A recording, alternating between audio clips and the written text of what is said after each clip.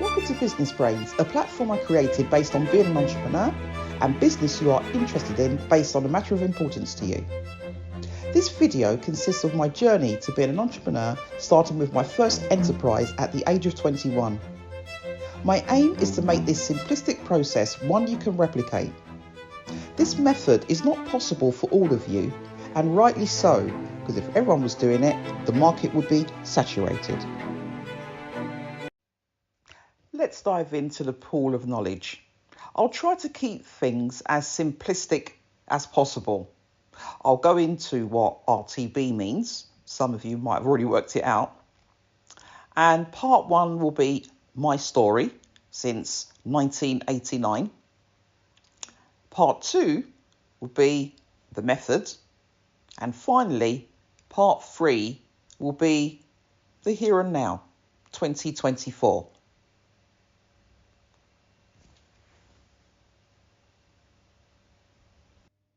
Hello, my name is Audrey. Those that have known me before 2016 would probably know me by the name as Val. The reason why is from my childhood, we were friendly with another family, and it so happened that one of the elder children in the other family, her name was Audrey, and my middle name is Val, and because the other person was older, I was told, oh, we're going to use your middle name and call you Val, and then Audrey was called Audrey. So that's the reason why people before 2016 know me by the name of Val. And after that time, Audrey. I'm leaning towards Audrey, if I'm to be honest, because when my mum passed away when I was 13, I decided to honour her and my later life with the fact that she named me Audrey, and that's the name that I mainly use. Enough said on that. In terms of my property, I moved into a one-bedroom council flat in the Docklands, and this was in 1989 at the age of 20, and I moved in with my boyfriend at the time. It was a lovely place. This particular video might not necessarily be for everyone. It relates to council housing, otherwise known as social housing, and it relates to the United Kingdom. I don't understand the processes outside of that. I'm not saying I overly understand the processes in the United Kingdom.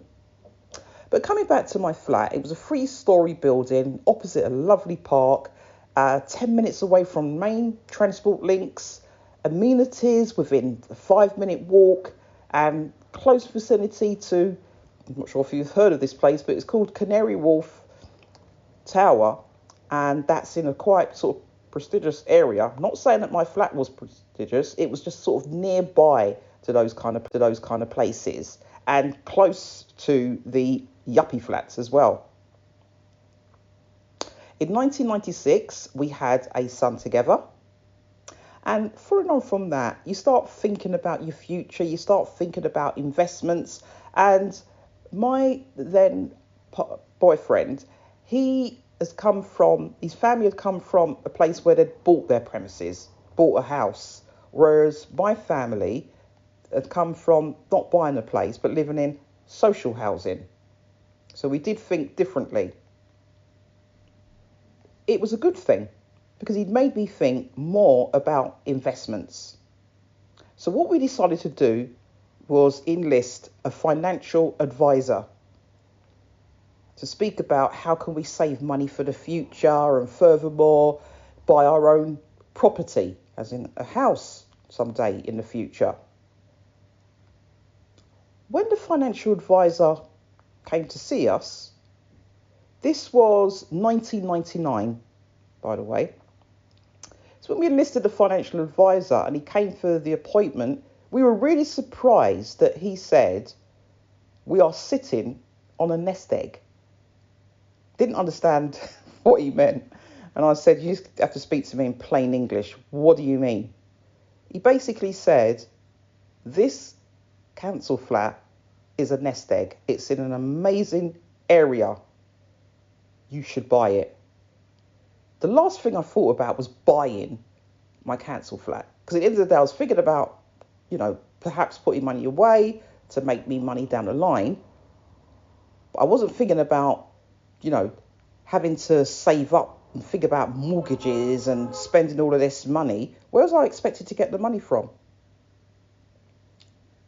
You're not going to believe this, but because I'd been in the council flat for 10 years, there's a particular scheme, which I'll go into, that says if you're in the council property for a certain amount of time, you get massive discount, depending on the length of time, of course. You get a discount off the property price. By the time everything worked itself out and I ended up, rather than paying rent, paying a mortgage, the mortgage ended up cheaper than the rent. I'm going to show you how I went from concrete jungle to bricks and mortar.